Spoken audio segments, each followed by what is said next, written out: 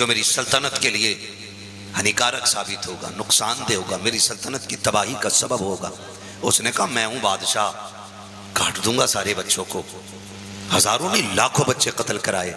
लेकिन जब खलील की विलादत की बारी आई, रब ने उनकी माँ को हुक्म दिया कि जाओ बस्ती छोड़ो, गार में जाके मेरे खलील को जन्म दो। गार में बेटे को जन्म दिया, फिर हुक्म हुआ छोड़ जाओ। माँ तो माँ होती है ना, मालिक कैसे छोड़ जाऊं? हर पैदा होने वाले बच्चे को माँ की जरूरत होती है, हर पैदा होने वाले बच्चे को पानी और दूध की जरूरत होती है, हर पैदा होने वाला बच्चा ग़िज़ा चाहता है। इस पहाड़ी में, जंगल में छोड़ जाऊं?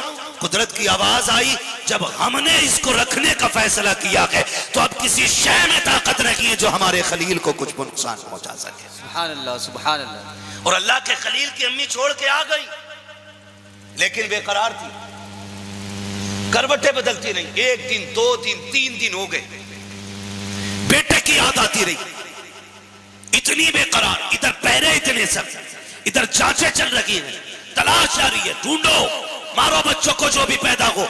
कोई बच्चा बचना नहीं चाहिए, कोई नहीं बचना चाहिए। अल्लाह के खलील की अम्मी की जिंदगी देखे शशो पंज में के, न रात को नींद है न दिन को सुकून है। माँ तो माँ हुआ करती है, खुदा की कसम। अगर तेरी मेरी माँ के सीने में इतना दर्द हो सकता है कि बेटा 7 समंदर पार सऊदी में है, माँ इस इलाके के अंदर एक किसी कोने के टूटे हुए छप्पर के नीचे होती है, अचानक रात को माँ की आंख खुल जाती है और उठ के बेकरार से टहलती है, कभी पानी पीती है, कभी हवा करती है। सुबह होते होते कहती है, सुनो जी जरा जल्दी से मेरे बेटे का फोन लगा दो। शोकर पूछता कि क्या हुआ है? कल लगता है मेरा बेटा बीमार हो गया है। कहा तुझे कैसे पता चला? कि रात से मेरा दिल बेकरार है। खुदा की कसम, जब इतनी बात मां कहती है और फोन बेटे को लगाया जाता है, हर बेटा इस बात को कान खोल के सुन ले, 7 समंदर पार जाके तेरे फोन की घंटी बजती है। अचानक बेटे का फोन उठता है, उधर से माँ की तड़पती हुई आवाज आती है, मेरे लाल तू खैरियत से है कि नहीं?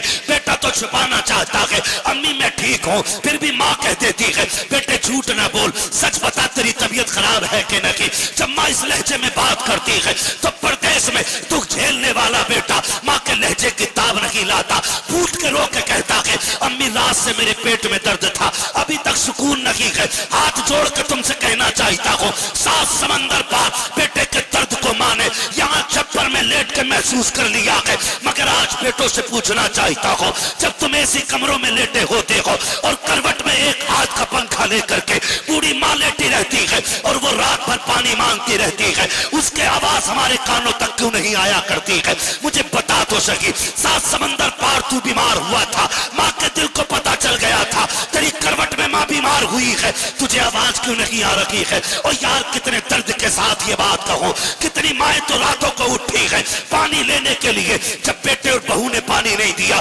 कमजोरी की वजह से गिरी है, सर जमीन पे लगा है और हमेशा के लिए माँ का इंतकाल हो गया है। सुबह को बेटे ने ये कहा, नहीं जी अम्मी को हार्ट अटैक हो गया, रात इंतकाल हो गया, पता नहीं कब हो गया है। तुम्हें खुदा का वास्ता दे के कहता हूँ, ओ लोगों दौलत कमाओ, लेकिन इतनी ना कमाना जो तुम्हें माँ बाप से दूर कर दे, इतना पैसा ना कमाना जो तुम्हें माँ बाप से जुदा कर दे। मैं तो कहता हूँ चटनी से खाओ लेकिन माँ बाप के साथ रहा करो, तुम सूखी रोटियां खाओ माँ बाप के साथ रहा करो, इसलिए कि नसीब वाले वो नहीं होते जो पैसे वाले होते हैं, नसीब वाले वो होते हैं जो माँ बाप वाले हुआ करते। नारे तकबीर, नारे रिसालत, नारे रिसालत, मसलके आला हजरत उर्से मुकद्दस हुजूर मुफ्ती हम्मद रजा साहब किबला, नारे तकबीर, नारे रिसालत। अल्लाह के खलील की अम्मी करवटें बदल रही है, मालिक मेरा बेटा, मेरा बेटा, मेरा बेटा, मेरा बेटा। फिर इजाजत मिल गई, दौड़ी गार की तरफ, जाके देखा ना तो अल्लाह के खलील ने 2 उंगलियां मुंह में दे रखी है। माँ तो देखते ही बेटे को बेकरार हो गई, ऐसे लिपट गई जैसे बरसों की जुदाई के फासले मिट गए हों। कभी माथा चूम रही हैं, कभी गाल चूम रही हैं, सीने से माँ लगा के बैठी रही। फरमाती मैं इस फिक्र में थी कि मेरे बेटे को ग़िज़ा कहाँ से मिल रही है। कहती मैंने बेटे के मुंह से उंगलियां निकाली ना तो फरमाती कि एक उंगली से शहद टपक रहा था, दूसरी उंगली से दूध टपक रहा था। सुभान अल्लाह। हमारा रब मोहताज नहीं है, हम उन लोगों को कहना चाहते हैं हम उस रब के मानने वाले हैं जो लफ्ज कुन से कायनात का पैदा करने वाला है। बेशक हम उस रब के मानने वाले हैं जो गोश्त और खून के बीच से सफेद दूध की धारें निकालने वाला है। हमारा रब वो है जो पत्थर में कीड़ों को रोजी दे देता है। बेशक हमारा रब वो है जिसने मोहम्मद जैसा महबूब पैदा किया है। बेशक हमारा रब कोई कमजोर नहीं है। हमारा रब वो है कि जिसकी मर्जी से दिन भी निकलता है, रात भी ढलती है। और लोगों, हम अपने आप को कमजोर न समझें, लेकिन इतना है कि रब से रिश्ते मजबूत करें।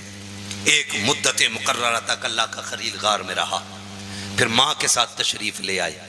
माँ के साथ तशरीफ ले आए, फरमाया गया, यहाँ तक तारीख में लिखा है कि फिर अल्लाह के खलील ने जो किया वो किसी में करने की जरूरत नहीं थी।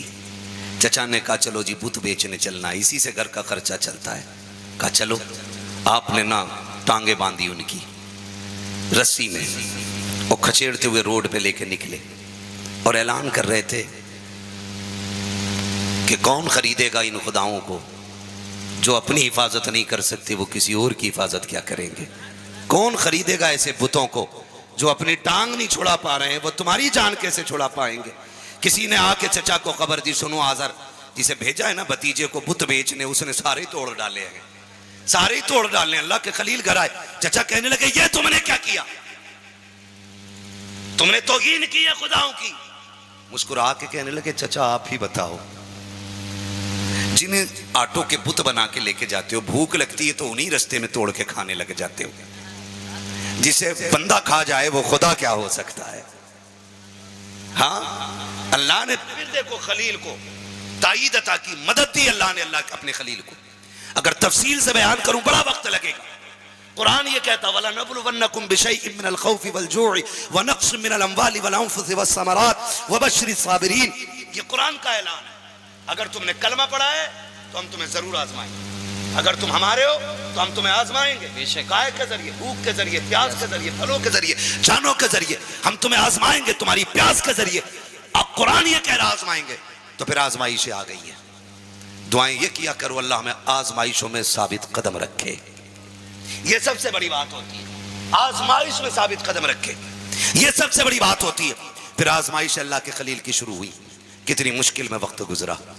आप देखो पैदा होते ही गार में वक्त काट रहे हैं, घर आए तो फिर घर वालों के नजरिए से इख्तलाफ है, फिर उसके बाद बातें बहुत हैं। मेला हुआ, बुतों को तोड़ा, कुरान ने पूरे वाक़े को तफसील से बयान किया है, लेकिन वक्त कम है। मैं कुछ और बताना चाहता हूँ।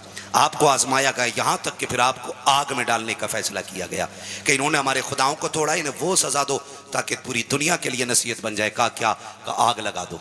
फिर नमरूद की आग लगाई गई, आतिश नमरूद जिसे कहा जाता है ना, नमरूद ने आग लगवाई, लकड़ियाँ इकट्ठा करके। आग इतनी तेज थी कि 2.5 कोस ऊपर तक उसके ऊपर से कोई परिंदा नहीं गुजर सकता था। ये तेजी थी आग के अंदर। 2.5 मील इधर, 2.5 मील उधर, कोई खरब जवार से नहीं। फिर जब फेंकने की बारी आई, सोचा किधर से फेंका जाए। सुने जरा नौजवानों, ये बताना चाहता हूँ। तो फिर इब्लीस आया और उसने कहा मंजनीक के जरिए फेंको, आग में करीब कोई नहीं जा सकता। मंजनीक तैयार कराई गई, अल्लाह के खलील को कपड़े उतारे गए, अल्लाह के खलील के नंगा करके बैठाया गया जब मंजनीक के अंदर। हाँ, यही तो फिर मुस्तफ़ा जाने रहमत ने फरमाया, लोगों जब क़यामत का दिन होगा अल्लाह सबसे पहले मेरे जद्द अमजद इब्राहिम को आवाज देगा, इब्राहिम तूने मेरी खातिर कपड़े उतरवा दिए थे, आज सबसे पहले तुझे जन्नत का लिबास पहनाया जाए। सुभान अल्लाह, सुभान अल्लाह। ये महबूब अलैहिस्सलाम फरमा रहे, कपड़े उतार कर मंजनीक में बैठाया गया, फेंकने की तैयारी है। जानते हो फरिश्ते आ गए, कोई ख्वाहिश, फरमाने लगे जाओ तुम्हारी कोई जरूरत ही नहीं है, कोई जरूरत ही नहीं। जिब्रील कहते हैं मुझसे कहो मैं खुदा तक जाता हूं, सिदरतुल मुंतहा तक मेरी रसाई है, जाके कह दूं रब से। तो अल्लाह के खलील ने सीधी बात कही थी, मैं जिसके लिए आग में डाला जा रहा हूं वो खूब जान रहा है। अगर वो इसमें राजी है तो मैं भी इसमें राजी हूं, मैं भी इसमें राजी हूं। फिर फरिश्तों ने कहा मालिक तू हमें इजाजत दे दे, हम जाके तेरे खलील से बात कर ले। रब ने फरमाया वो मेरा खलील है, जाओ तुम भी जाके तमन्ना पूरी करो। हवा के फरिश्ते ने कहा इजाजत दें, उड़ा के ले चलें। दूसरे फरिश्तों ने अपने अपने काम बताए, फरमाने लगे जाओ ना अपना काम करो, खलील को अपना काम करने दो। और जब आग में फेंका गया ना, तो फिर अल्लाह ने हुक्म दिया या नारू कूनी बरदम व सलामन अला इब्राहीम, आग इब्राहिम के हक में ठंडी और सलामती वाली हो जा। मुअर्रिखीन ने लिखा है कि जब आप अंदर गए तो अल्लाह ने उसी आग को जन्नत के फूलों में तब्दील फरमा दिया था। सुभान अल्लाह, सुभान अल्लाह। अभी तो कहा आज भी हो जो बराहीम सही माँ पैदा, आग कर सकती है अंदाजे गुलिस्तां पैदा।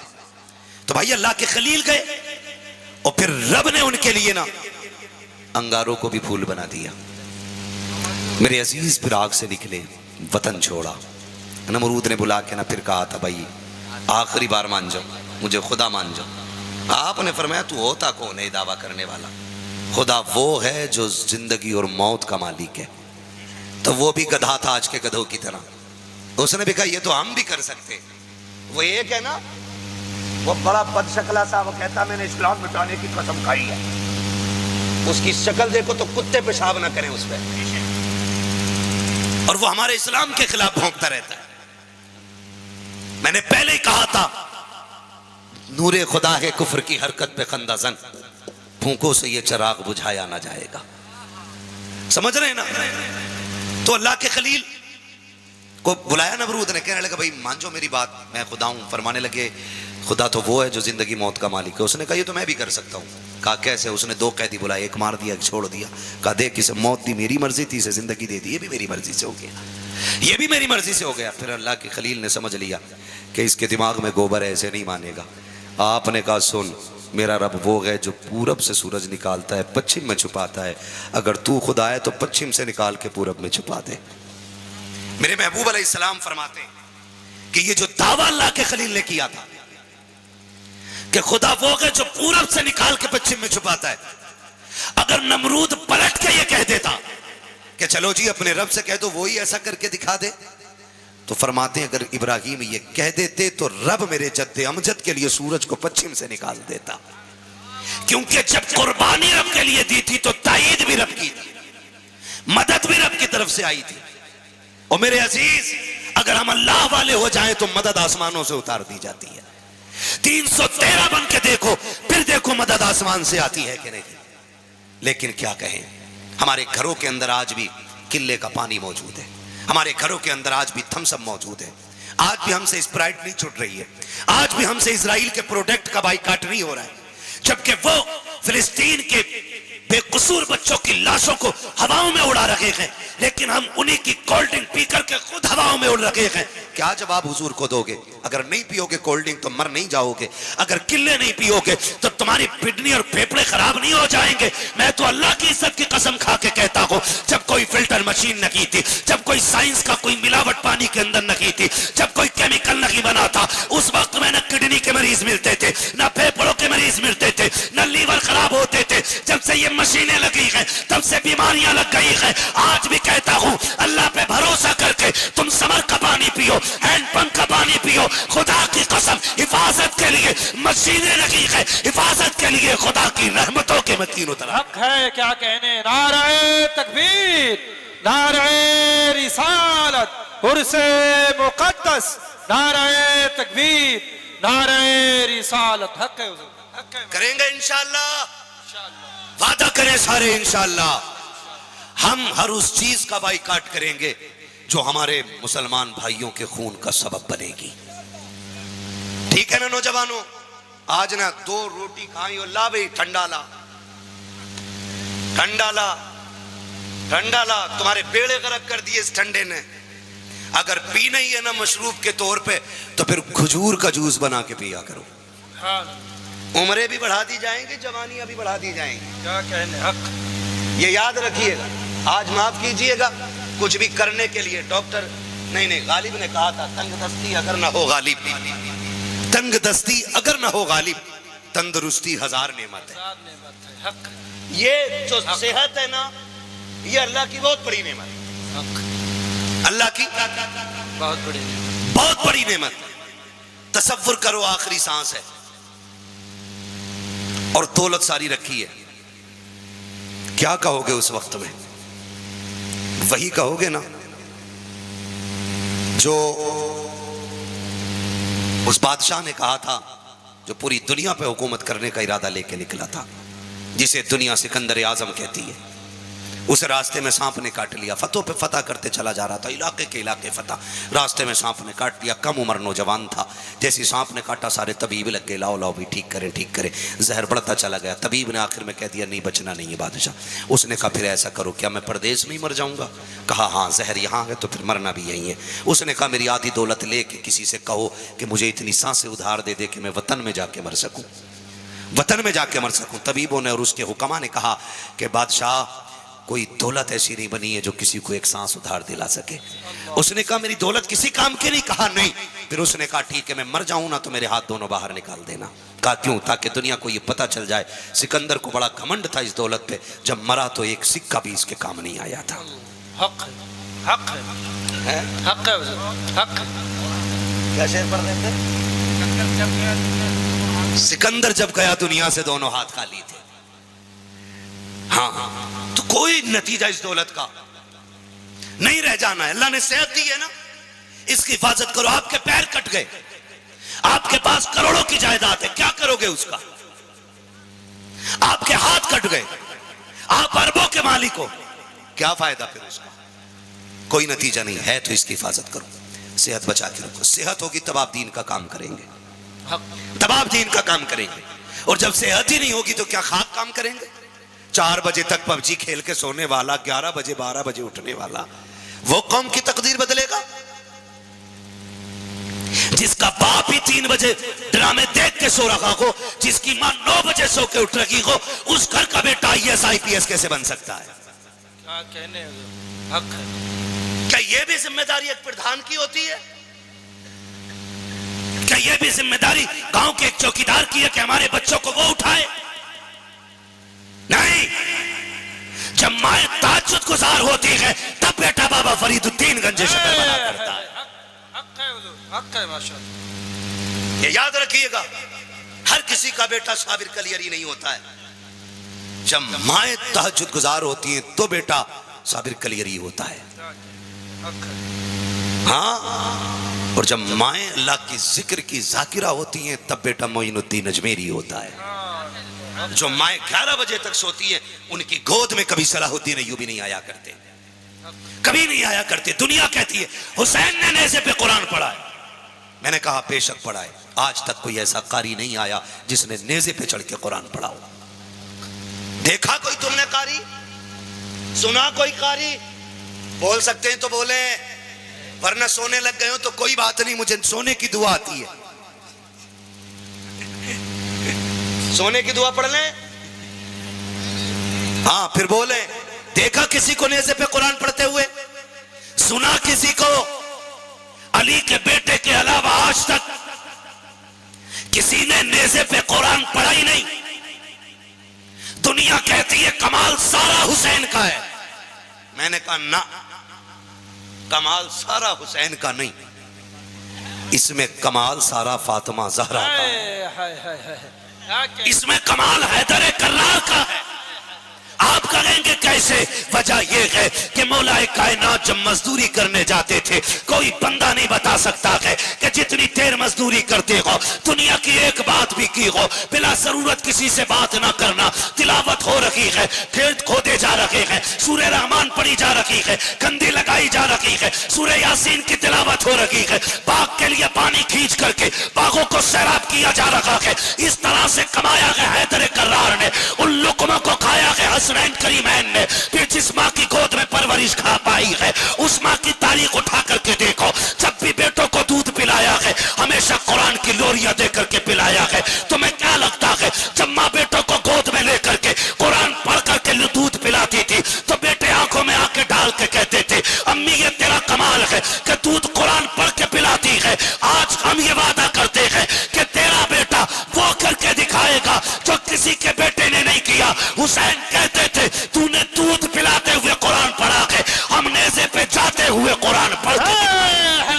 नारे तकबीर, नारे रिसालत, नारे रिसालत। बहुत उम्दा, जिंदाबाद हुजूर। हुसैन को समझने की जरूरत नहीं है। कुछ लोगों ने सारी हुसैनियत तो ढोल में ही रख रखी है लाके, सारी हुसैनियत।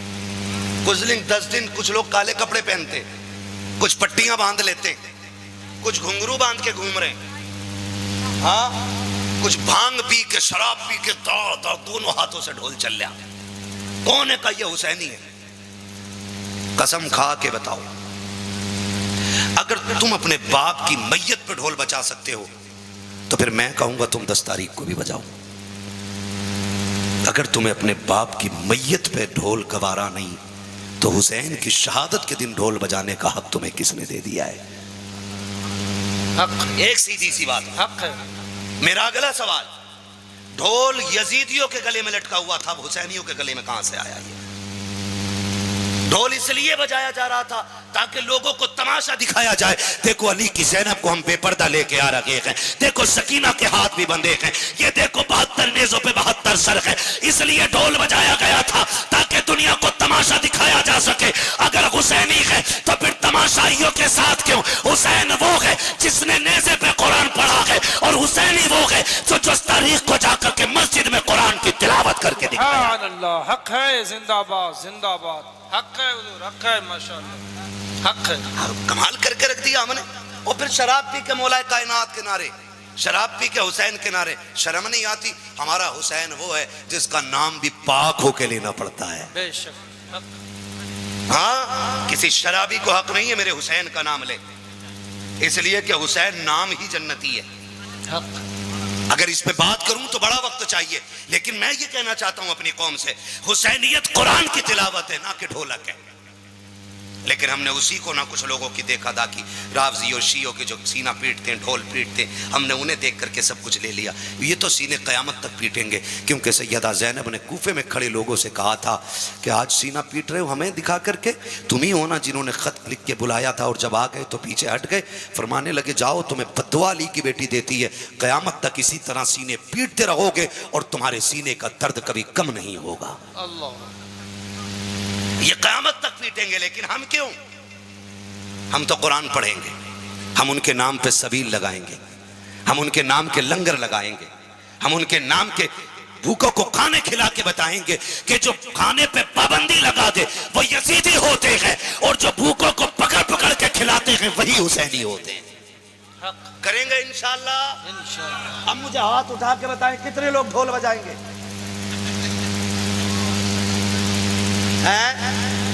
ना बजाए मेरे भाई, जब तक दीन नहीं आया था समझ में उस वक्त तक आप बच रहे होगे, लेकिन नहीं, मैं किसी को ताकीद नहीं करूंगा। ये दीन है हुजूर का, कबूल करें आपकी मर्जी है, ना करें हिसाब आपको देना है, हमारा काम बताना है भाई। किसी को मैं तनकीद नहीं कर रहा हूं, और कोई यहां किसी का नाम ना ले। मैंने तो मुतलकन सारे ईमान वालों से कहा है, हुसैनी वो है जो कुरान पढ़े, हुसैनी वो है जो कुरान पढ़े, हुसैनी वो है जो प्यासों को पानी पिलाए। जानते हो जब मुख्तार सख्फी ने करबला वाले हुसैन के खून का बदला लेना शुरू किया था, सुने एक भाई, सुने मेरी बहुत गौर से बात को, और जब एक मुजरिम को पकड़ पकड़ के मारा जा रहा था तो वो शिमर लईन जिसने हुसैन के गले पे खंजर चलाया था, सुन रहे हो ना, है तवज्जो, वो जान बचा करके भाग रहा था। भागते भागते जंगल से गुजरा, एक खेमा नजर आया। जंगल के अंदर वो खेमा किसी और का नहीं बल्कि हुसैन के बेटे इमाम ज़ैनुल आबिदीन का खेमा था। तवज्जो है सबकी, इधर वाले भी सुन रहे भाई? खुदा सलामत रखी, इतना अच्छा मजमा लगा है, यकीन करें इतने अच्छे लोग मिल जाएं तो फिर फजर तक भी तकरीर हो सकती है, और जब महफिल में दिल लगने लग जाए तो समझ लो तवज्जो मदीने वाले की हो गई है ना। मैं बस बात छोटी सी अर्ज करके बात खत्म करने लग गया हूं। तो खेमा किसका? तो इमाम ज़ैनुल आबिदीन का। और याद रखिए उन्होंने इसलिए जंगल इख्तियार किया था, उन्होंने सल्तनत और हुकूमत को ठोकर मार दी थी। उस वक्त का जो हुक्मरान था उसने पेशकश की थी, हमारे साथ बैठा कीजिए, हमारे पास बैठा कीजिए। फरमाने लगे तुम्हें क्या लगता है, ये सल्तनत के लिए हमने घर कुर्बान किया। फरमाते हैं ये सल्तनत हमारे कदमों के धूल बराबर भी नहीं है। ये कह के आपने ठुकराया था और जंगल में आ गए थे, अल्लाह अल्लाह में रहते थे। जानते हो जब उस जो खेमा था उसके सामने से शिमर लईन का गुजर हुआ, उसे प्यास लगी थी, उसने सवारी को रोका और आवाज दी, है कोई खेमे में? तो जानते हो इमाम ज़ैनुल आबिदीन निकले, कहा क्या बात है? कहा प्यास लगी है। अंदर गए, आपने पानी दिया, फिर कहा और लाइए, फिर दिया, फिर कहा और लाइए, 3 प्याले पानी दिया। जब 3 प्याले पानी शिमर पी चुका, उसने कहा लगता है आपने मुझे पहचाना नहीं। कहा तूने ये बात क्यों कही? कहा अगर पहचान लेते तो पानी नहीं पिलाते। जैसी इतनी बात सुनी इमाम ज़ैनुल आबिदीन की चीख निकल गई। फरमाने लगे सुन, अपने बाप के कातिल को भी कोई भूल सकता है? अपने बाप के कातिल को भी कोई भूल सकता है? क्या मुझे याद नहीं है कि तूने मेरे बाप के गले पे खंजर के 12 वार किए थे? क्या मुझे पता नहीं है तू वो है जिसने मेरे बाप के गले पे खंजर के पैदल पे वार करके काटने की कोशिश की थी? मैं तुझे क्या कैसे भूल सकता हूँ। कहा फिर पानी क्यों पिला दिया? कहा तू नहीं जानता है जो तुमने करबला में किया था वो तुम्हारा किरदार था, और जो मैंने किया है ये अहले बैत अतहार का। क्या कहने, जिंदाबाद जिंदाबाद, बहुत उम्दा।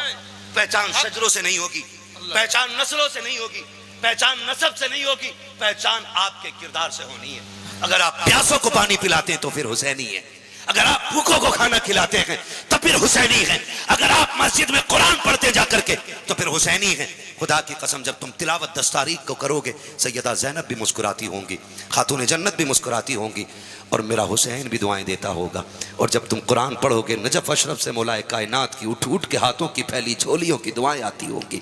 कहेंगे मालिक जिसने हमारे भरम को बचा के रखा है, हमारे उसूल को बचा के रखा है, अल्लाह उनके नस्लों में बरकत अता फरमा दे। और बरकत का मतलब ये नहीं होता है कि घर में 18 बेटे पैदा हो जाएं। बरकत का मतलब ये होता है कि करबला से एक आया था बच करके, जिसे दुनिया ज़ैनुल आबिदीन कहती है। आज पूरी दुनिया में उसी की नस्ल नजर आ रही है। क्या कहने, जिंदाबाद। आज पूरी दुनिया में उन्हीं की नस्ल नजर आ रही है। मेरे इमाम ने कहा था तेरी नस्ल पाक में है। बच्चा बच्चा नूर, जो रज़वी है वो बोले जोर से, बच्चा बच्चा नूर का, तेरी नस्ल पाक में है। बच्चा बच्चा नूर का। आदत को नहीं मानते कि भाई, कुछ लोग सारी मानते हैं। तो ये मिसरा तो अच्छे से याद होगा ना, पढ़े ना मेरे साथ। तेरी नस्ल पाक में है बच्चा बच्चा नूर का, तू है ने नूर तेरा, सब घराना नूर का, सब घराना नूर का।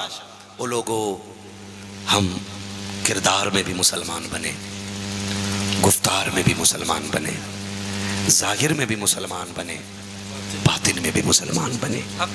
मैंने आपसे पूरी बात कही, मैंने अर्ज की आपसे लोगों दिलों में जगह पैदा करो, एक दूसरे का प्यार बांटो। आज के बाद कोई भाई किसी भाई को 10 रुपए के लिए भी कचहरी के लिए ना मजबूर करे। आज के बाद कोई भाई अपनी बहन को गिरबान पकड़ के गैर की अदालत में घसीट करके बार बार उसके सामने नंगे सिर होने के लिए मजबूर न करे। क्या चला जाता है यार, क्या चला जाता है। अब्बा की सारी जायदाद बेटे लेके बैठ जाते। माफ कीजिएगा, हज का वक्त है, कितने लोग औलाद का हक खा के हज को गए होंगे, कितने लोग बेटियों का हक मार के काबे का तवाफ कर रहे होंगे। डर नहीं लगता? लाख बार कहो लब्बैक लब्बैक लब्बैक, अगर उसने एक बार कह दिया ला लब्बैक तो तेरा पूरा सफर खराब हो जाएगा। 1 रुपया किसी का लेके ना उसकी हदों में दाखिल मत होना। बेटी का भी हक देके जाइएगा और बेटों का भी हक देके जाइएगा। कई बार बकरा ईद आ रही है, कई बहनों को इंतजार होगा भाई का फोन आए, भाई एक बार दावत दे के कहे तुझे आना ईद पे, लेकिन मीठी ईद पे भी एक कॉल नहीं आई, बकरा ईद पे भी एक कॉल नहीं आई। सालों साल बीत गए, हम बहनों को फोन न कर सके। बहनों को एहसास होता बाप था तो हर 8वें दिन आता था। जब से बाप कब्रिस्तान गया एक फोन की फुर्सत भाइयों को नहीं। सुन मेरे अजीज, बरकतें तेरी मेहनत से नहीं आती हैं, बरकतें किसी के चंद टूटे हुए जुमलों की दुआओं की बरकत से आ जाया करती हैं। अपने रिस्क में दूसरों का हिस्सा रखा करो। जब अल्लाह तुम्हें कसरत से दे और अच्छे दिन आए तो फिर सबको बुलाओ, बैठाओ, फिर एक दस्तरखान पे खाओ। एक दस्तरखान पे बैठने से कई सारे मसले हल हो जाते हैं। कितने मसले हल हो जाते हैं? आखिरी बात बता दूं, थके तो नहीं है ना अभी? जो थक गए वो जरा कह दें या रसूल अल्लाह। जो नहीं थके अब वो बोले जरा या रसूल अल्लाह। सलामत रहे। थक के भी मुसलमान सुभान अल्लाह कहता है और बगैर थका भी मुसलमान या रसूल अल्लाह कहता है। भाई ये तो खुशनसीबी है, गलत थोड़ी कहा है मैं सो जाऊं या मुस्तफा कहते कहते, खुले आंख सल्ले अला कहते कहते।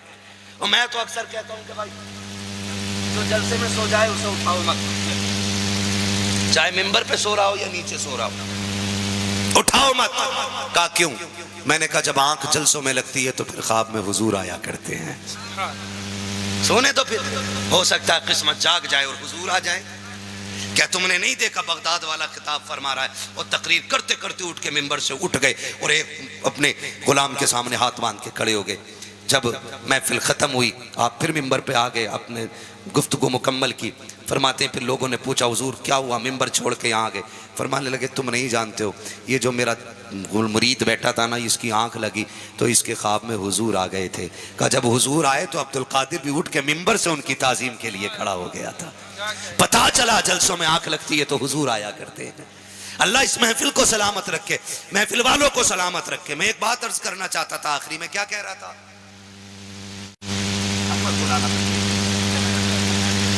हाथ की याद नहीं रही, अब क्या रह गया? आखिरी बात सुन ले, मैंने कहा था दावतें किया करो एक दूसरे की। अल्लाह अगर तौफीक दे तो दस्तरखान पे दूसरों को बुलाओ। फायदे आके कहते हैं हजरत जी अम्बा की बड़ी याद आ रही है, 6 साल हो गए, एक दिन भी ख्वाब में नहीं आए, किधर निकल गए? कोई कह रहे अम्मा देखना चाहता हूँ, कोई दुआ बता दो, तुम तो बड़ी तकरीरें करो, अम्मा देख लूँ मैं ख्वाब में। तो मुझे ख्वाब की दुआ तो नहीं आती है, अलबत् जागते हुए देखने का तरीका एक मैं बता देता हूँ।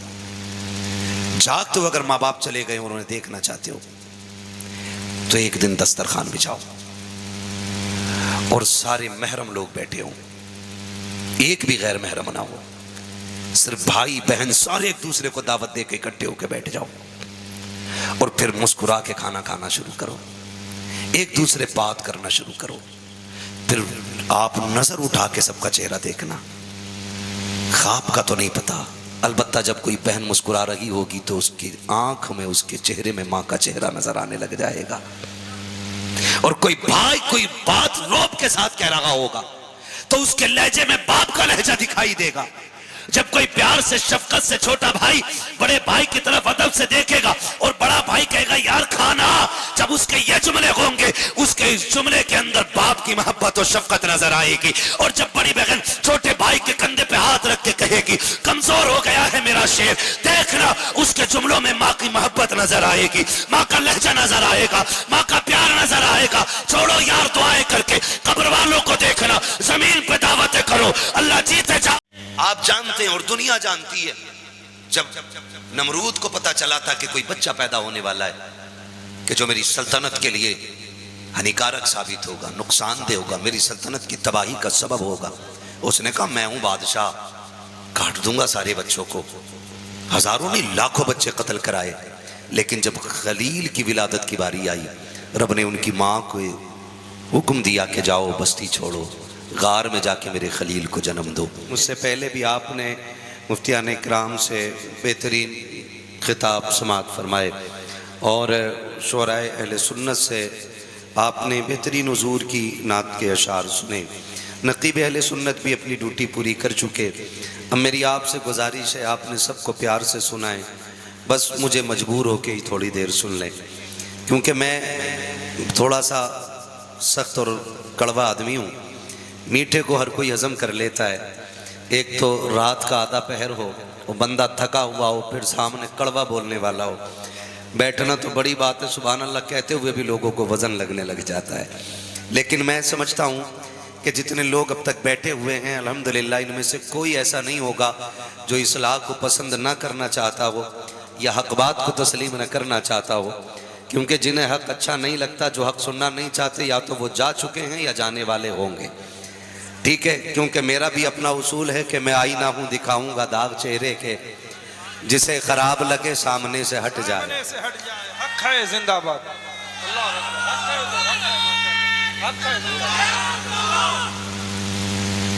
ठीक है ना। बस थोड़ी सी देर मेरी बात सुन लेनी है।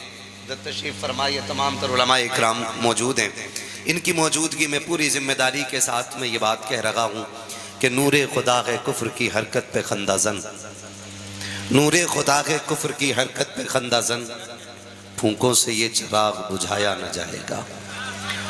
उम्मत मुस्लिमा के नौजवानों से मेरी दर्दमंदाना अपील है। नौजवानों, डॉक्टर इकबाल ने कहा था गलत रविश से मनाजिल का बहुत बढ़ता है, मुसाफिरों रविश कारवां बदल डालो। हम जिस रविश पे चल रहे हैं वो रविश हमको तबाही की तरफ लेकर के जा रही है। हम जिस राह पे चलने लगे हैं वो हमें बर्बादियों के मुसलसल करीब करती जा रही है। और दुनिया है कि एक के बाद एक हमारी लाशें गिरा करके मुस्कुरा रही है, एक के बाद एक जनाजा इकट्ठ उठवा करके लोग खुश हो रहे हैं, और कुछ तो ये सोचते हैं कि बच्चों को घेर करके, बांध करके, मार के कि हमने इस्लाम पे फतह हासिल कर ली है। तो मैं पूरी दुनिया कुफ्र को चैलेंज करता हूँ। आज तो करोड़ों में इस्लाम के चाहने वाले हैं, आज अरबों में इस्लाम के चाहने वाले हैं, इस्लाम का तब कोई कुछ ना बिगाड़ सका जब 313 निकल करके मैदान बद्र में आए थे। लेकिन मैं नौजवाना इस्लाम से गुजारिश करूंगा, फतह इस्लाम ही की होनी है, लेकिन दुआ ये किया करो अल्लाह इस्लाम के चाहने वालों में हमारा नाम रखे। ये भी एक बहुत बड़ी बात है, वरना रब का साफ ऐलान है, अगर तुम मुझसे वफा नहीं करोगे कि मैं तुमों को हटा करके तुमसे बेहतर लोग तुम्हारी जगह पे ले आऊंगा। आपको क्या लगता है कि फिलिस्तीन में जो जनाजे, जो लाशें, जो भूख, जो प्यास है, वह अहले फिलिस्तीन का इम्तिहान है? मुझे बताएं। वो तो हंस हंस के रब रसूल के नाम पे जाने दे रहे हैं, उनका किस चीज का इम्तिहान है? गोया ऐसा लगता है उन्हें घुट्टी में शहादत का इश्क पिलाया गया है। वो तो डरते ही नहीं है, फिर आजमाइश किस चीज की है? सच पूछो तो इम्तिहान या तो तुम्हारा है और या मेरा है। बहुत गौर से मेरी बात सुनिएगा, अंदाज़े बयां मेरा बहुत शौक नहीं है, शायद कि उतर जाए तेरे दिल में मेरी बात। इम्तिहान या तो आपका है या इम्तिहान हमारा है। बहुत तकलीफ होती है, बहुत दर्द भी हुआ। मिंबर पे आके लोगों ने बड़ी गुलकारियां की, बड़े खूबसूरत लहजे भी निकाले और लोगों की वाहवाह भी हासिल की, लेकिन मुंह फूट गया किसी के मुंह में, 2 शेर फिलिस्तीन के लिए नहीं निकले। क्यों? क्योंकि हमें पढ़ने वो शेर थे जिसे लोग सुन के हमें दौलत से नवाजे। काश 2 शेर दुआ के फिलिस्तीन के हक में पढ़े जाते। अगर दुनिया को अच्छे लगते हैं शेर तो ये इनाम देती है, लेकिन जो शेर खुदा को अच्छे लगते हैं फिर बदले में जन्नत में मकाम अता फरमाया करता है। बहुत रोना आया इस बात को लेकर के भी। हमारे मिंबर भी खाली रह गए, हमारी महराबें भी खाली रह गई। मैं ये नहीं कहता आप भी मुजरिम हैं, मैं कहता हूं हम भी कहीं ना कहीं मुजरिम हैं। लेकिन नौजवानों गुजारिश है, अगर सुबह का भूला शाम को घर वापस आ जाए तो उसे भटका हुआ नहीं कहा जाता है। अभी जिंदा है तो अभी वक्त है हमारे पास, अभी सांसें चल रही हैं तो अभी वक्त है हमारे पास। अगर अभी होश और दिमाग काम कर रहा है तो अभी वक्त है हमारे पास। लेकिन क्या करूं, अफसोस के साथ मुझे ये भी कहना पड़ रहा है, मैं उस कौम से खिताब कर रहा हूं, मैं इस कौम से दर्द की भीख मांग रहा हूं जिसके दिल में अपनों के लिए दर्द ना हो। मैं उस कौम से हमदर्दी की बात कर रहा हूं जो अपने रिश्तों को रिश्ते ना समझ के नजरअंदाज करके आगे बढ़ने का ख्वाब देखती हो। मुझे तकलीफ भी रहती है इस बात की कि हम जिस रविश पे चले हैं ना, एक भूख लगी है, पैसा पैसा पैसा। इस पैसे के लिए बाप ने बेटे को छोड़ दिया, बेटे ने बाप को छोड़ दिया, भाई ने भाई को छोड़ दिया, भाई ने बहन को छोड़ दिया, औलाद ने माँ बाप छोड़ दिए, सिर्फ इस दौलत की खातिर। जबकि इस दौलत की औकात सिर्फ इतनी है, आंख बंद हो जाए तो कोड़ी भर तेरे काम की नहीं रह जाएगी। आज जो एक खुमार चढ़ा है, मैं कमाई का मुनकिर नहीं, मैं मेहनत करने वालों के साथ खड़ा हूं और मैं कहता हूं नौजवानों कमाओ, और इतना कमाओ कि तुम किसी पे बोझ न बन सको बल्कि दूसरों का बोझ उठाने के लायक बन जाओ। दौलत का होना बुरा नहीं है, कारून वाली दौलत का होना बुरा है। दौलत अगर उस्मानी होना तो फिर यही दौलत जन्नत में ले जाने का सबब भी बन जाया करती है। एक एक बंदे से मेरी गुजारिश है, मेरी एक एक बात को कान खोल करके सुना जाए। मैं इस चीज का मुतमन्नी नहीं हूं कि मेरी बात पे नारे लगाए जाए, मैं ये भी नहीं चाहता हूं कि उठ के दाद दी जाए। मैं ये चाहता हूं कि कल के बाद इतनी तब्दीली आ जाए कि लोग पूछें जलसे में गए थे, कुर्स के महफिल में बैठे थे, क्या लेकर के आए हो? तो कम से कम इतना कह देना कि कल से पहले हम ऐसे थे, आंख खुलती थी तो दुनिया ढूंढते थे, जब से महफिल से उठ के आए हैं जब आंख खुलती है तो हुजूर का दीन तलाश करने लग जाया करते हैं। कम से कम इतनी तब्दीली आ जानी चाहिए। और नौजवानों, आजमाइशों का साथ जिंदगी भर रहना है, जिंदगी भर आजमाइशों का साथ रहना है, जिंदगी भर माफ कीजिएगा। सबसे बड़ी बात तो यह है कि मोहब्बतें बांटने के लिए दिल का फराग होना जरूरी है, दिल का फराग होना जरूरी है। यानी जब दिल बड़ा होता है तब मोहब्बतें तकसीम होती हैं, जब दिल तंग होते हैं तो मोहब्बतें बड़ी तंग रह जाती हैं। मैं मिसाल के तौर पे आपको समझा दूं, गिलास एक बर्तन है, गिलास जानते हैं ना? बोल सकते हैं तो बोले, मुझे मालूम है कि ये वक्त आप बैठे, आप कुर्बानी दे रहे हैं इस वक्त में, बड़ी बात है आप बैठे हुए हैं, यकीनन ये सोने का वक्त है। और मैं तो कहता हूं कि जलसे वालों सही वक्त में जलसे शुरू किया करो, और सही वक्त में मुकम्मल कर लिया करो। सही वक्त वो होता है कि सुबह उठ के लोगों को फजर भी मिल जाए और मजदूरी करने वालों को हलाल रोजी कमाने का वक्त भी मिल जाए, ये सही वक्त होता है। फिर भी माशाअल्लाह बड़े अच्छे वक्त से आपकी महफिल चल रही है, जितने नाम थे और जितने शुहरा और खुतबा हैं उस हिसाब से बहुत अच्छे वक्त से इंशाअल्लाह महफिल मुकम्मल होनी है तवज्जो सारे लोगों की। गिलास जानते हैं ना, गिलास क्या होता, खाना बनता है ना गिलास में, माशाअल्लाह बहुत होशियार लोग हैं, कोई नहीं सो रहा है, खुदा सलामत रखे। मैं कसम खा के कहूं, ये बच्चा बैठा है अकेला, ये बैठा रहे, मैं इसे देख के तकरीर कर जाऊंगा, इस बच्चे को देख के तकरीर कर जाऊंगा, क्योंकि एक हो आशिक होना चाहिए। और जिस उम्र में इसे बिस्तर पे होना चाहिए था ना, इस बच्चे को जब सोता हुआ होना चाहिए था ना, ये इस महफिल में रात के 1 बजे को इसने रात को थका दिया है, खुद नहीं थका है। इस बच्चे से पूछो क्यों बैठा है, खुदा की कसम ये भी यही कहेगा, ये नाज ये अंदाज हमारे नहीं होते, झोली में अगर टुकड़े तुम्हारे नहीं होते, मिलती ना कर भीख हुजूर आपके दर से, इस ठाठ से ममतों के गुजारे नहीं होते। तो जब बच्चे इतना इश्क करते हैं तो मैं समझ सकता हूं जवानों को हुजूर से कितना इश्क होगा। जवानी दी गई हुजूर से इश्क के लिए। तो गिलास क्या होता है, पानी पीने का बर्तन। मैंने गिलास भर दिया पानी से, अब उसमें जगह बाकी है, दूध आएगा, बोलो नहीं आएगा, चाय तेल, क्योंकि एक चीज पहले से भरी हुई है, अगर डालेंगे दूसरी चीज तो बताओ, पहले पानी था दूध डाला तो पानी छलकेगा कि दूध? सलामत रहें, इनके बाल धूप में सफेद नहीं हुए, तजर्बे में हुए। फरमाया भाई ने कि मिक्स दोनों चीजें छलकेंगी, दोनों चीजें छलकेंगी। तो मेरा कहने का मतलब यह कि गिलास एक बर्तन है, उसमें एक चीज डाल दो दूसरी फिर नहीं आती है। इसी तरह दिल भी एक बर्तन है, इसमें 2 चीजों में से एक चीज रहेगी, या तो इसमें दौलत रहेगी या इसमें मोहब्बत रहेगी। एग्री है इस बात में? या तो इसमें दौलत रहेगी या इसमें मोहब्बत रहेगी। अब दोनों का फर्क देखिए, यही दिल था जब हम छोटे थे, अल्लाह ने हमें 2 बहनें दी थी और 2 भाई दिए थे। हम 2 भाई स्कूल जाते थे, हर बंदा इसको अपनी कहानी समझे, मैं समझाने के लिए बात कह रहा हूं। हम स्कूल जाते थे, एक भाई का स्कूल पूरब में था, दूसरे भाई का स्कूल पश्चिम में था। मां गरम गरम खिचड़ी बना के रखती, एक भाई आ जाता, मां कहती बेटे घी से खा ले, तो वो कहता नहीं, जब तक बड़ा नहीं आ जाएगा उस वक्त तक नहीं खाना है, मुझे अपने भाई के साथ खाना खाना है। मां कहती थी बेटे ठंडा हो जाएगा, तो बेटा कहता था मां ठंडा हो या गरम, जब तक भाई के साथ ना हो ना ठंडे में मजा आता है ना गरम में मजा आता है।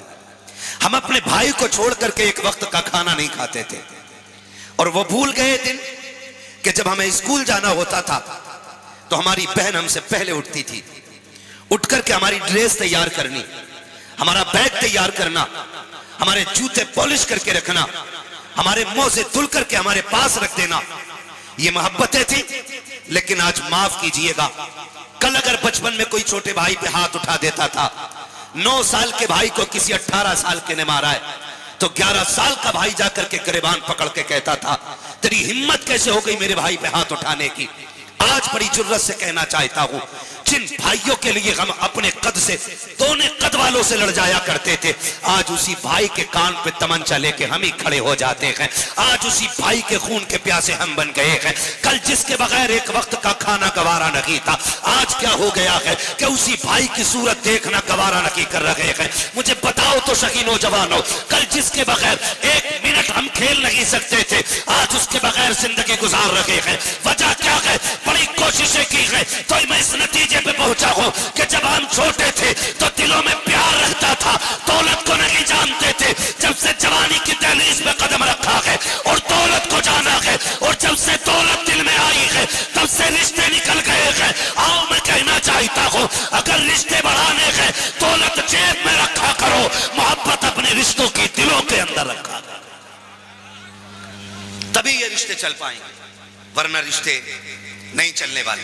मेरे अजीजों, खुदारा दौलत जेब में रखनी है, रिश्ते रिश्ते जोर से रिश्ते दिल में रखना है। आज तो बड़ी कंजूसी का मसला है, बड़ी कंजूसी का मसला है। पहले का दौर कितना अच्छा था, लोग कहते थे मेहमान आ रहा है, मेहमान आ रहा है, चलो साथ खाएंगे मेहमान के, लाओ बेटी दस्तरखान और वसी कर दो, हमारे घर मेहमान आ गया है। और आज खाता हुआ बंदा और कोई मेहमान आ जाए, क्या बेटी उठा जरा बाद में खाएंगे, पहले इनसे निपट लें। ये दौर है। पहले मेहमान का इंतजार करके लोग खाते थे, आज जाने का इंतजार कर रहे हैं। और फिर कह रहे मौल साहब तावीज दे दो, मजार पे लाल धागे 17-18 बांध दिए, बरकत नहीं आ रही। खाली डोरे बांधने से अगर बरकत आ जाती ना तो फिर कोई काम करने की जरूरत ही नहीं थी। सीधी सी बात, अल्लाह ने कुछ उसूल मुकर्रर किए, जब से दिल तंग हो गए अल्लाह ने दस्तरखान समेट दिए। मुझे बताओ आज खेती में कितना गल्ला हो रहा है?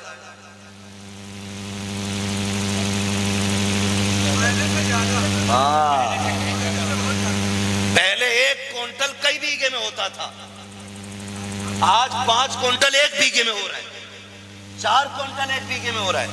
लेकिन अल्लाह की कसम खा के कहता हूं, जब कई बीघे में 1 क्विंटल होता था लोग खा के बड़े सुख में रहते थे।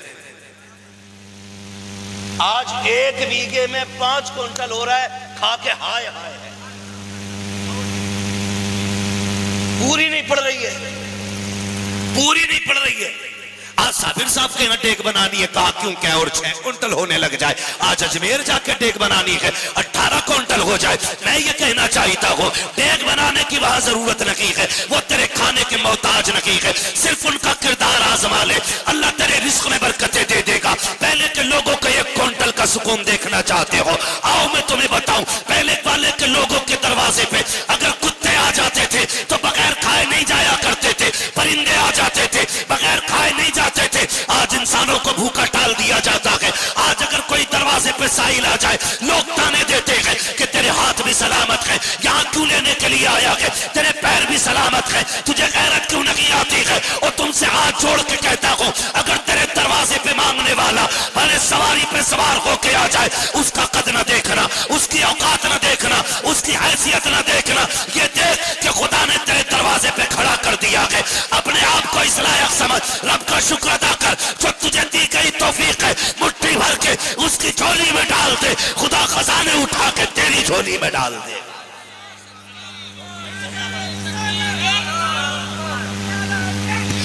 हेलो, नारे तकबीर, नारे तकबीर, नारे रिसालत, नारे रिसालत, उर्से मुक़द्दस, मसलके आला हजरत, मसलके आला हजरत, नारे तकबीर, नारे रिसालत। सुभान अल्लाह, माशाअल्लाह, बहुत उम्दा। खुदा आपको सलामत रखे। मेरे भाई ने बड़ी अच्छी बात कही थी कि तुम प्रधान बनो तो 5 गरीब बच्चियों के निकाह करा देना,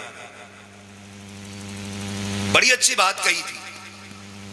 अब ये तो रब ही जाने कि फैसला किसके हक में करेगा, वो ये तो अल्लाह ही जाने। बुरी कौम पे अच्छे लोग मुसल्लत नहीं होते, ये भी याद रखिएगा। जब कौम सरकश होती है तो फिर अल्लाह उनसे भी ज्यादा खतरनाक लोगों को उन पे मुसल्लत करता है। ये हकीकत बात है। ये जुर्रते भेजा, किसी की मां ने दूध पिलाया था, हमारी बेटियों के नकाब उतरवा देता। जो 1400 साल में नहीं हुआ वो अब जाकर के हमारी कौम के साथ हो रहा है। क्यों? क्योंकि गलती हम ही ने की है। किसने की है गलती? हम ही ने गलती की है। हमने अल्लाह के हुक्मों को तोड़ा, फिर भी हमें बचाने के लिए कौन आएगा? ये फैसले हमें करने चाहिए, ये हम करेंगे फैसले। खुदारा समझने की कोशिश करें। आज स्टेज पे चढ़ करके रिंग नहीं पहनाई जा रही है रिश्तों में। जो गैरों के तरीके थे वो मुसलमानों में नहीं आ गए। जरा सी दौलत क्या आ गई, बिगड़ैल का ठिकाना ही नहीं। कहता एंगेजमेंट डंके की चोट पे होगी। अब दौर तरक्की का, गांव भी आगे बढ़ गए। जैसे शहर की बच्चियों की एंगेजमेंट होती है वैसे हम गांव में करके दिखाएंगे। सोच, अल्लाह का हुक्म तेरे लिए भी उतना ही है जितना गरीबों के लिए रखा गया। सुभान अल्लाह, सुभान अल्लाह, माशाअल्लाह। ऐसा नहीं है तेरी दौलत तुझे बचा के ले जाएगी, तेरा पैसा तुझे बचा लेगा। बचाएगी तो रब की फर्माबरदारी बचाएगी, अल्लाह की फर्माबरदारी बचाएगी।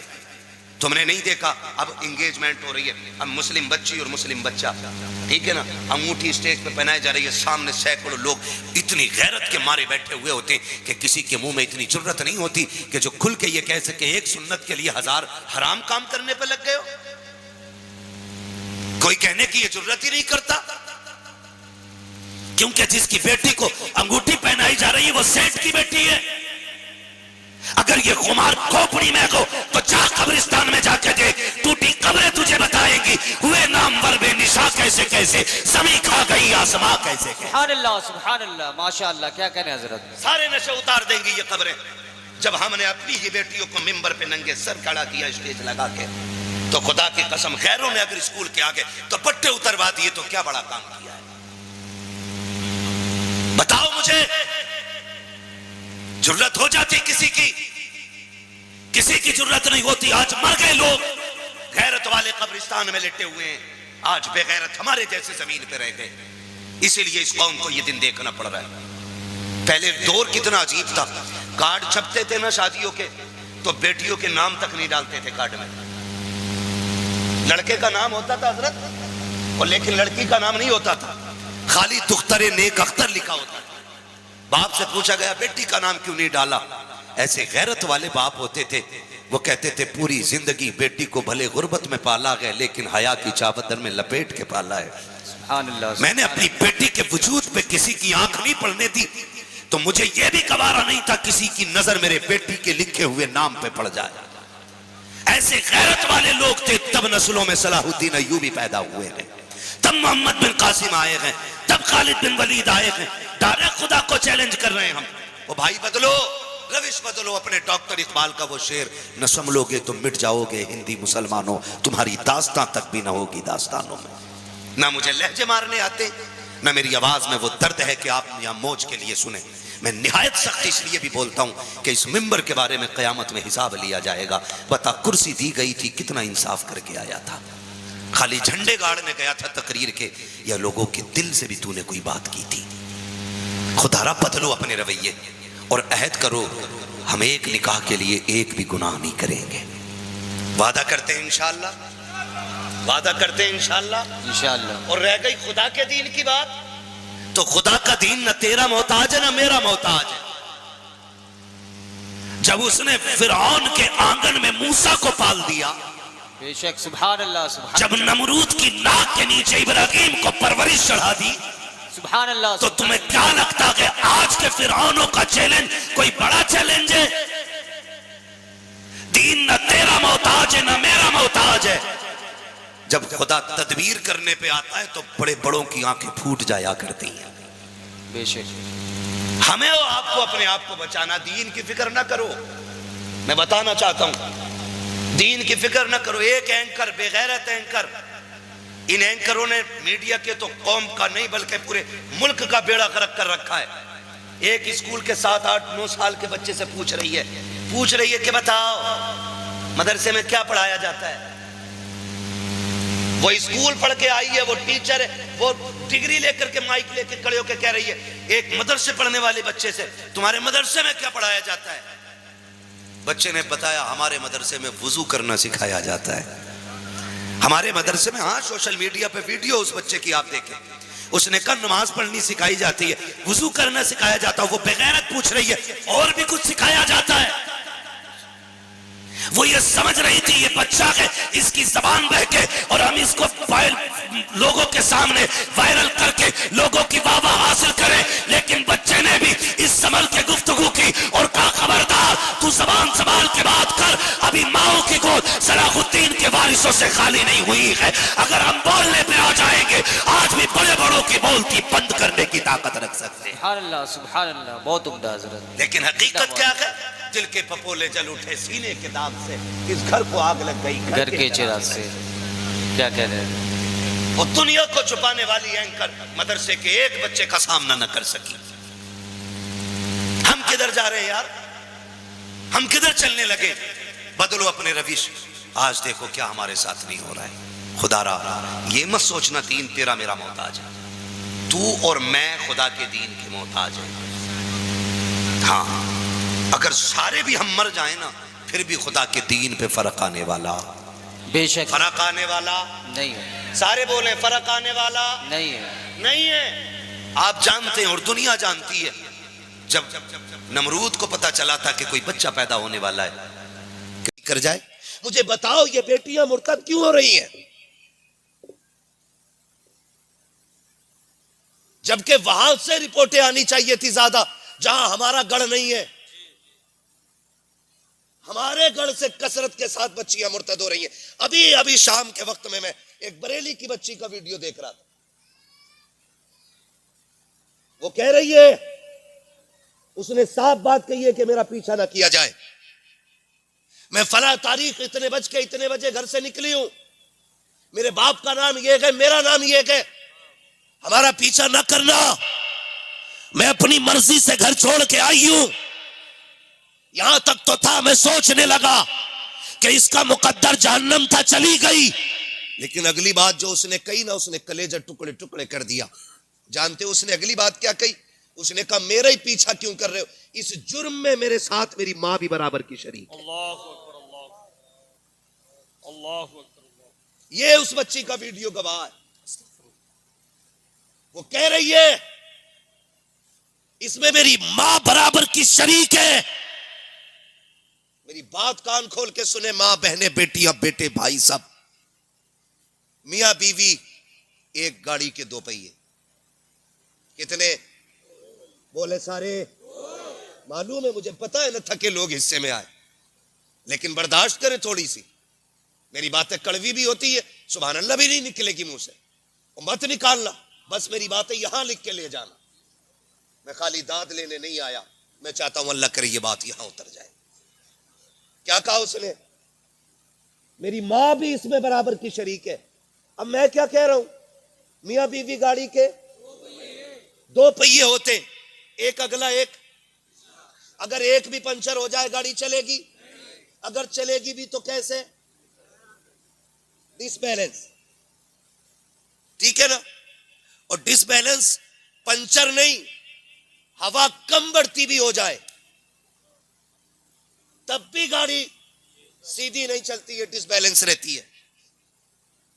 मैं बेटी से गुजारिश करूंगा और बापों से भी गुजारिश करूंगा, खुदा का वास्ता कमाए, आपका हक है। मजदूरी करें, मेहनत करें, आपका हक है। नेक नियत से करेंगे, इबादत है। सिर्फ मुसल्ले पे इबादत नहीं, सिर्फ मिंबर पे इबादत नहीं, सिर्फ महफिल में इबादत नहीं। बंदा बच्चों की परवरिश की नियत से हलाल रोजी के लिए निकले, अल्लाह कदम कदम पे नेकी अता फरमाया करता है। ये इस्लाम है हमारा। यहाँ सिर्फ मुसल्ले पे इबादत नहीं होती, यहाँ खेत में भी इबादत हो सकती है, यहाँ मार्केट में भी इबादत हो सकती है, यहाँ दुकान पे भी इबादत हो सकती है, यहाँ मंडी में भी इबादत हो सकती है, हर जगह इबादत हो सकती है। सिर्फ नियत का फर्क है। कमाए। लेकिन आपसे गुजारिश है, शाम को आके 1 घंटा अपना वक्त बच्चों को जरूर दें। शोहर बादशाह है, घर एक मिल्कियत है। शोहर, बीवी वजीर, बच्चे रियाया। समझ गए इतनी बात? घर क्या है? मिल्कियत, सलामत रहे। घर क्या है? बच्चे भी याद कर ले, घर क्या है? शोहर, बीवी, बच्चे, रियाया। अब ये बताइए, बादशाह मुल्क के बाहर गया हो तो जिम्मेदारी किसकी होती है? सारे बोले। ये बात एक एक बेटी को जाके बता देना। फरिश्ते इतने मीठे लहजे में बात नहीं करेंगे जितने में मैं कर रहा हूं। वो खाल उधेड़ देंगे अगर गलती हो गई तो। मैं ये बता रहा हूं आपको। अगर कोई तुम्हें फ्री की जन्नत बांटने वाला हो ना, तो मुझे भी उसका नंबर देना। मुझे भी फ्री की चाहिए, मैं भी नहीं करूंगा कुछ भी। लेकिन कान खोल के सुनिए, बादशाह कौन? सलामत रहे। वजीर कौन? रियाया कौन? बादशाह बाहर जाए तो निजाम कौन संभालता है? और जब बादशाह वापस आता है फिर बैठता वजीर से कहता बताओ भाई मुल्क के हालात कैसे। अब एक बात बताइए, बहुत संजीदगी से समझा रहा हूं, अल्लाह करे ये बात आपके जहन में उतर जाए। पूछता हाल क्या मुल्क के? वजीर अगर सही बता दे कि फलां कबीले ने बगावत की है, फलां कबीले ने बगावत की है, तो बादशाह कदम उठाएगा कि नहीं? हिफाजती इक़दामात होंगे कि नहीं? जब बादशाह हिफाजती इक़दामात ऑलरेडी उठा लेगा तो फिर मुल्क तबाह होगा। और अगर वजीर झूठ बोले, बादशाह से कहे सब ठीक चल रहा है और मुल्क में उठ रही हो बगावत, तो मुल्क बचेगा? बोले ये पीछे वाले क्यों नहीं बोल रहे भाई? बचेगा मुल्क? बचेगा मुल्क? तो मेरी बेटी, मेरी बहन, कान खोल के सुन ले। जब शोहर घर से कमाने के लिए निकलता है, सुबह उठ के आंखें मसलता हुआ, कोई हाथ में खाली थैला लेके जाता है, कोई मंडी को टिफिन लेके जाता है, मगर खुदा की कसम पूरी सल्तनत तेरे हवाले करके जा रहा है। गोया कह के जा रहा है, बेटी की आबरू तेरे हवाले है, बेटे का नक्शे कदम तेरे हवाले है। मैं 12 घंटे के बाद लौट के आऊंगा, मेरे सल्तनत के एक कोने की हिफाजत करनी है। फिर बेटी बीवी की जिम्मेदारी बनती थी कि वो बच्चों का ख्याल करती, बेटी के एक एक लम्हे पे नजर रखती। कितनी बदबख्त है वो बीवियां जो बच्चियों के गलत कारनामों को शोहर पे छुपाती रहती है, फिर कहती हाय मुझे पता नहीं था। मैं पूरी गारंटी के साथ कहता हूं, बेटी का कदम सही गया गलत ये हो ही नहीं सकता कि माँ को खबर ना हो। माँ एक एक बच्चे की एक एक हरकत को जानती है। वो औरतें सितम करती है घर पे, जो बच्चियों को, गलतियों को शोहर से इसलिए छुपा लेती है कि बच्ची नादान है, कल सवर जाएगी, आज गलती की है कल बदल जाएगी। खुदा के वास्ते इस उठने वाली बगावत को इब्तदा में दबा दो, वरना आज एक गई है, कल एक एक करके बेटियां चली जाएंगी। और आप पर भी लाजिम बनता है, आंखें बंद करके बीवी पे भरोसा ना कीजिए। कभी खुद भी चेक किया करो, कभी खुद भी बच्चों में बैठा करो, कभी तबसरे किया करो। उस तरह निजाम चलाओ जैसे मेरे मुस्तफा ने निजाम चलाया है, जैसे हुजूर ने बच्चों को पाला था। तारीख के ये बाप कितने हसीन नजर आते हैं। खुदा की कसम, आज की माँ बच्चों के ऐबों पे पर्दा डालती है, फिर बेटियां मुर्तद हो जाती है। कभी बेटी किसी के साथ जाती है, कभी किसी के साथ जाती है। माँ कहती मुझे पता नहीं क्या पढ़ाया तूने बेटी को, आज तुझे एक बेटी की कहानी बताऊं। तारीख का ये बाप पलट के देखो, मदीने की गली है, रात का सन्नाटा है, बिलाल की आवाज आती है, लोगों उठो, हुजूर ने दीन के लिए खून मांगा है। लोग चीख गए, दौड़े लग गई हुजूर की बारगाह में। जो बहनें थी वो उठी, उन्होंने छोटे छोटे भाइयों को उठाया, उठा करके दूल्हा बनाया, तैयार किया। हर बहन को भाई प्यारा होता है, हर माँ को लाल प्यारे होते हैं, लेकिन बहनों ने भाइयों को तैयार किया। कंधे पे तलवारें रख के कहा था, शहजादे जा तो रहे हो, लेकिन याद रखना उसके कदमों में जा रहे हो जहां जीने से ज्यादा जान लुटाने में मजा आता है। ए मेरे शेर, जब तुम पलट के आओ हमें फख्र होगा, हम शहीद की माँ कहलाए, हम शहीद की बहन कहलाए। और अगर जिंदा भी वापस आ गए फिर भी फख्र होगा, हम गाजी की माँ कहलाएंगे, गाजी की बहन कहलाएंगे। तारीख गवाह है, जब ये कह के बच्चे गए थे तो सबका यही ऐलान था कि इन्हें जाना, इन्हें माना, न रखा गैर से काम, लिल्लाह के हम्द में दुनिया से मुसलमान गया। नारे तकबीर, नारे रिसालत, मसलके आला हजरत, इश्क मोहब्बत, इश्क मोहब्बत, इश्क मोहब्बत, इश्क मोहब्बत। बदलो भाई। खुदारा बहन बेटियों से गुजारिश है, दाग सिर्फ शोहर की इज्जत पे नहीं लगता है, दाग परिवार की इज्जत पे लगता है, परिवार की इज्जत पे लगता है। और बेटियों से मैं एक बात अर्ज करूंगा, मेरी बेटियों, कसम खा के कहता हूं, अल्लाह की इज्जत की कसम, बहुत अच्छा। तुम्हारा गुड्डू, तुम्हारा पप्पू, तुम्हारा सोना, तुम्हारा गोना, तुम्हारा मोना तुम्हें उतना प्यार नहीं दे सकता जितना प्यार और इज्जत तुम्हारा मजदूरी करने वाला बाप तुम्हें दे सकता है। बहुत अच्छा। उससे ज्यादा तुम्हें कोई इज्जत नहीं दे सकता। दुनिया तमाशाई बनी है, दुनिया तमाशाई बनी है। कसम खा के कहता हूं मेरी बहन, तुझे तब तक लोग आंखों में रखते हैं जब तक तेरी इज्जत और आबरू लूट न ले। हाँ, क्या तुमने नहीं देखा कितनी बेटियों की लाशें स्टेशन पे मिलती हैं, कितनी की पटरी पे मिलती हैं? कौन थे ये लोग? ये वही थे जो कहते थे तुझे जमीन पे कदम नहीं रखने दूंगा। उन्होंने तो सांसें ही छीन ली जिंदगी की। इनके लिए जो 4 रातों के लिए तुम्हें रानी बनाते हैं और फिर जिंदगी भर के लिए तुम्हें कुत्ता बना के छोड़ देते हैं रोडों पे, उनके लिए तुमने उनसे जफा की।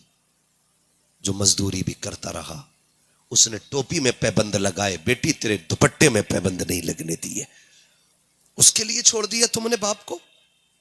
उस बाप को जो खून पसीना एक करके तुम्हें पालता रहा, जो जिंदगी लगा के तुम्हें संवारता रहा, तुमने उनके लिए माँ बाप छोड़ दिए। जाके बेटियों को समझाओ, उनसे कहो जाकर के, बेटी संभल के कदम रखना, याद रखना अगर तू बहकी ना तो सिर्फ तेरी इज्जत नहीं, खानदान की इज्जत चली जाएगी। बाप कभी जिंदगी में सर नहीं उठा पाएगा। और आज तो बेगैरती की भी हद हो गई जी। सोसाइटी मुआशरे में भी बेगैरती इतनी हो गई है, आज भाग जाती है, कल कपड़े झाड़ के कह देता मेरा मतलब नहीं रहा उससे, लो साफ सुथरा हो गया, दूध में नहाया हुआ। ये बेगैरती है। कल हजरत जब किसी की बेटी को तलाक होती थी ना, तो 8-8 दिन बाप घर से नहीं निकलता था गैरत की वजह से। तलाक वाली बेटी का बाप नहीं निकलता था। आज भागी हुई की बाप पे फर्क नहीं पड़ता है। ये बेगैरती नहीं तो क्या है हमारी, ये बेहिसी नहीं तो क्या है हमारी। हो क्या गया हमें, हमारी आंखों का पानी मर गया। आओ करबला वालों के दर की खैरात खाने वालों, मुझे बात याद आ गई, कायनात की सबसे कम उम्र कारिया को सैयदा ज़ैनब कहा जाता है। ये मौलाए कायनात मौला अली की शहजादी, खातून जन्नत के जिगर का टुकड़ा ज़ैनब वो है जिन्हें मुस्तफा ने अपना लुआब चखाया है। सबसे कम उम्र में सबसे पहली कुरान की कारिया बनने वाली जात हजरत सैयदा ज़ैनब की जात है। सैयदा ज़ैनब परवरिश किसने की है? खातून जन्नत ने। उसने परवरिश की है जिसकी मुस्तफा ने परवरिश की थी। आप अंदाजा लगाइए, सोच भी नहीं सकते, बेइजाजत जिनके घर जिब्रील भी आते नहीं। कद्र वाले जानते हैं कद्र शान अहले बैत। हाँ भाई, उस घर की बात कर रहा हूं। सैयदा ज़ैनब के बचपन का जमाना है। खातून जन्नत की बेटी कुरान पढ़ रही है बैठ करके, फजर के बाद का वक्त है। खातून जन्नत किसी काम में मसरूफ है और सैयदा ज़ैनब कुरान पढ़ रही। पढ़ते पढ़ते अचानक न चादर सरकने लगी, आगे के कुछ बाल नजर आ गए। खातून जन्नत की नजर पड़ गई, काम छोड़ा, ऐसे दौड़ी जैसे लोग मरते हुए को बचाने दौड़ते। जाके बेटी के जहां बाल थे ना, हाथ रख लिया, ज़ैनब दुपट्टा संभाल। अम्मी क्या हुआ? कहा बेटी कुछ बाल नजर आने लग गए। अम्मी तो फिर ऐसे दौड़ी, मैंने सोचा पता नहीं क्या हो गया। कहा ना बेटी, इससे बड़ी कयामत कोई नहीं हो सकती कि एक बेटी की सर की चादर सरक जाए। कहा बेटी पूरी जिंदगी ये दुपट्टा ना सरकने देना, दुपट्टा ना सरकने देना। ये कौन कह रहा है? ये वो कह रही है जिसको रब ने जन्नती औरतों की मलका बनाया है। तेरी मेरी बेटी न मलका, न शहजादी हुजूर की, न सैयद जाती, न वलिया, न राबिया बसरिया, न ज़ैनब, न उम्मे कुलसूम, न रुकैया, कोई नहीं हो। फिर घमंड, जितने बड़े बाप की बेटी उतनी बेगैरती से गले में दुपट्टा है। क्यों? उसे डर नहीं है दामाद मिलेगा कि नहीं। उसे पता है मेरे बाप के पास इतना पैसा है, मैं कितनी भी बेकार हो जाऊंगी, मेरा बाप दामाद खरीद लाएगा। कम से कम कुछ सोच करके गरीब की बच्चियां चादर ते रखे रहती है। कम से कम वो ये सोचती हैं हम पे और कुछ नहीं सिवाय इज्जत के। वो उसकी हिफाजत करती है। गलत नहीं कह रहा हूं, आप बुरा मत मानिए, ये कड़वी सच्चाई है। मेरा दिल जल रहा है अंदर से जो बातें कह रहा हूं, दिल जल रहा है। जितने अमीरों की शादी जाके देखो, जाना होता दावतें हमें भी दे देते लोग, वहां जाके देखो तो कुत्ता तरीका होता खाना खिलाने का, गधों की तरह खाना खा रहे चल करके, सुन्नत का तरीका ही खत्म। और फिर हम सबसे बड़े मसला के आला हजरत वाले, जब हम खड़े होकर कुत्तों की तरह खाना खाते तब मसला के आला हजरत किधर रहता? जब बेटियां मर्दों के साथ मैरिज हॉल में बैठी होती हैं तब मसला के आला हजरत किधर होता है? क्या सिर्फ नारे का नाम मसला के आला हजरत है? जानते हो सरकार मुफ्ती आजम हिंद, मुफ्ती आजम आलम इस्लाम, आपने जाना उन्हें? नहीं जाना ना, मैं बताऊं। आपके घर में किसी की शादी थी, फंक्शन था आला हजरत के घर में ना, 3 दिन तक खाना चलता रहा। कितने दिन तक? 3 दिन तक आम लंगर चलता रहा, लेकिन खड़ा करके किसी को नहीं खिलाया जा रहा था, हुजूर की सुन्नत के मुताबिक बैठा के खिलाया जा रहा था। 3 दिन तक खाना चलता रहा। किसी ने आके सरकार मुफ्ती आजम की अम्मी से कहा, बड़ी भी जरा पता तो करो मुस्तफा रजा ने भी खाया कि नहीं खाया। माती ख्याल आ गया वो मेरे बगैर किसी से खाना नहीं मांगता है। कहा जा बेटी दौड़ के जा, पूछ जाके मुस्तफा रजा से खाना खाया कि नहीं। कोई आई घर की खातून, कहा शहजादे तुमने खाया कि नहीं खाया, कहा नहीं। कहा कब से, कहा 3 दिन से। कहा क्यों नहीं खाया, कि माँ को फुर्सत ना मिली, मैंने मांगा नहीं था। कहा शहजादे मांग लिया होता, घर तो अपना था। कहते मैंने हुजूर की हदीस पढ़ी है, आका ने कभी अपने लिए किसी से सवाल नहीं किया था। मुस्तफा रजा भी ये चाहता है कि अपने लिए सवाल ना करे, ताकि आका की इस सुन्नत पे भी अमल हो जाए। जब उन्होंने इस तरह सुन्नतों पे अमल किया है, अल्लाह ने उनको विलायत का ताजदार बना डाला है। हम सुन्नत का गला घोट के मसलक के आला हजरत के ठेकेदार, क्या जवाब दोगे आला हजरत को, बताओ। पूछेंगे मुफ्ती आजम, बताओ मेरे घर की तो बेटियां भी बिना वजू के खाना नहीं बनाती थी, तेरी बेटी बगैर पर्दे के गैर महरम के साथ महल में कैसे आ गई? होगा कोई जवाब? हो तो जाओ नंगी नचाओ बेटियों को, कोई रोकने वाला नहीं। और ना हो तो फिर तैयारी करो, फिर तैयारी करो। शर्म आती है, हमारी बेटियों के सरों से दुपट्टे उतर गए, दुपट्टे उतर के फैशन के नाम पे दुपट्टे उतरे, सूट महंगे महंगे आ गए। हम भी गए थे मार्केट में कपड़ा लेना, यकीन करें कोई सूट ऐसा देने तैयार नहीं था जिसकी आस्तीन में जाली की बजाय कपड़ा हो। सब में मच्छरदानी लगी है। हमने कहा कपड़ा, कह रहा नहीं मौलाना यही फैशन चल रहा अब तो। मैंने कहा कोई ऐसा भी सूट आया जिसमें ना होगा ना, फिर तो थान से कटवा लो। मैं पूछना चाहता हूं, हम मुसलमान हैं? डॉक्टर इकबाल ने कहा था यूं तो सैयद भी हो, मिर्जा भी हो, अफगान भी हो, तुम सभी कुछ हो, बताओ कि मुसलमान भी हो। हम ये सोच के क्यों मार्केट में माल भर रहे हैं कि फैशन क्या है? हम ये क्यों नहीं सोचते कि हुजूर की सुन्नत क्या है? बताइए कौन इतना मोहतात होगा, कौन झगड़ा करके किसी से जाली की जगह कपड़ा लगवाएगा? कह रहे मौलाना मजबूरी है साहब, अब तो यही मिल गया है? पहले गर्मियों में मच्छरदानी देखने मिलती थी, अब जाड़ों में भी बराबर आगे पीछे, कमी नहीं होगी। मर जाए साए सकुड़ के, लेकिन कपड़े पूरे नहीं पहनेंगी और ना हम पहनाए। क्यों? अगर कोई शरीफ जादी सादे कपड़े पहन ले तो बिगड़े हुए बाप की नालायक बेटियां उसे देख के ठट्टे उड़ा के कहती हैं पुराने दौर में जी रही है, अभी पुराने दौर में जी रही है, पढ़ा हुए ना दिखे, पढ़ी हुई नहीं, स्कूल नहीं गई होगी, यही रही होगी, 4-5 मदरसों में चक्कर काटा हो। ये कह के जलील करती है मेरी कौम की बेटियों। तुम्हें क्या पता है आज जिस पे हंस रही हो, जिसके हया वाले लिबास पे तुम्हें हंसी आ रही है ना, मरने के बाद अल्लाह एक एक दांत तोड़ेगा और कोई बचाने वाला नसीब नहीं होगा।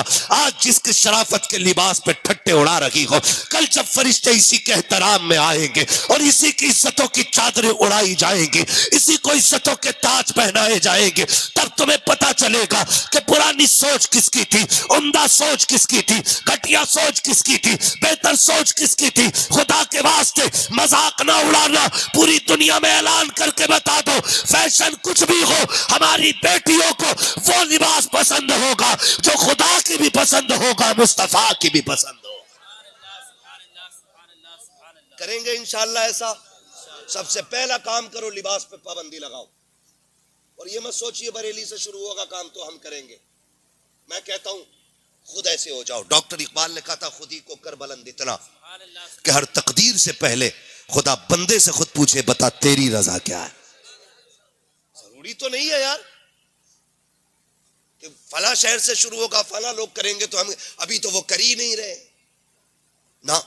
मैं कहता हूं क्या नाम है इस गांव का, शिकारपुर चौधरी वालों, इब्तदा तुम कर दो, ऐलान कर दो आज के बाद किसी की बेटी ऐसा लिबास नहीं पहनेगी जिसमें जिस्म का पर्दा ना हो।